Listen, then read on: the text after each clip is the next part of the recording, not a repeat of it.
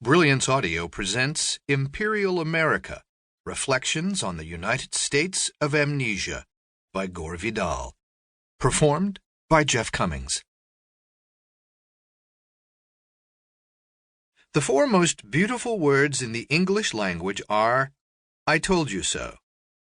For several years I have been writing and saying in books, pamphlets, and even occasionally inside the electronic zoo, currently inhabited by a single rabid fox, that there was no proof that Saddam Hussein had weapons of mass destruction, nor was he the slightest threat to the United States, or even to our oil fields, which are, by divine right, American property, despite the deity's characteristic misjudgment in placing them on land that belongs to Muslims, who are fellow children of the good book, just like us Christians and Jews located all over the lot.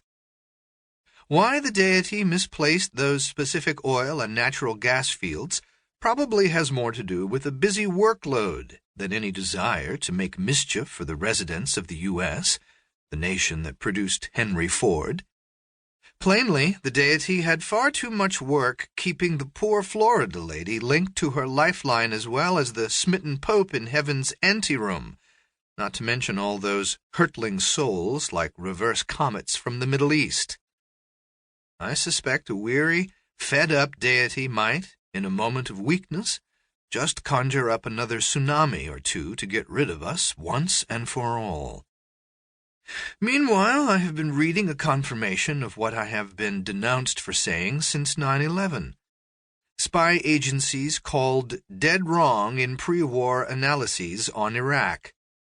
This story in the Los Angeles Times is billed as text of letter to President Bush. The letter is from the Commission on the Intelligence Capabilities of the United States regarding weapons of mass destruction.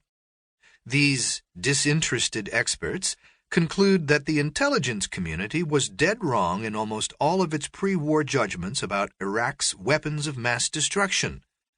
So far, so good. So true. Now, alas, watch the buck not so subtly pass. What the intelligence professionals told you about Saddam Hussein's program was what they believed. They were wrong.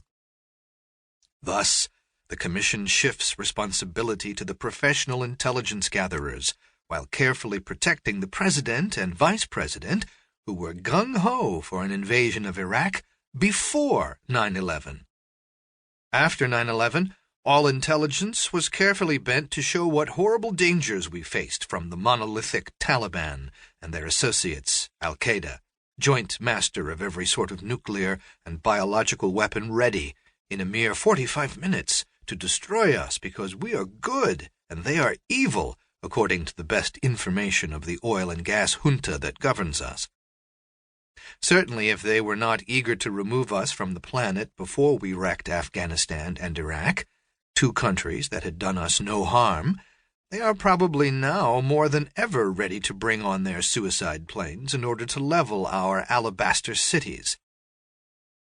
I am sometimes asked how I was so certain that Saddam and company lacked the horrendous weapons our rulers insisted they had.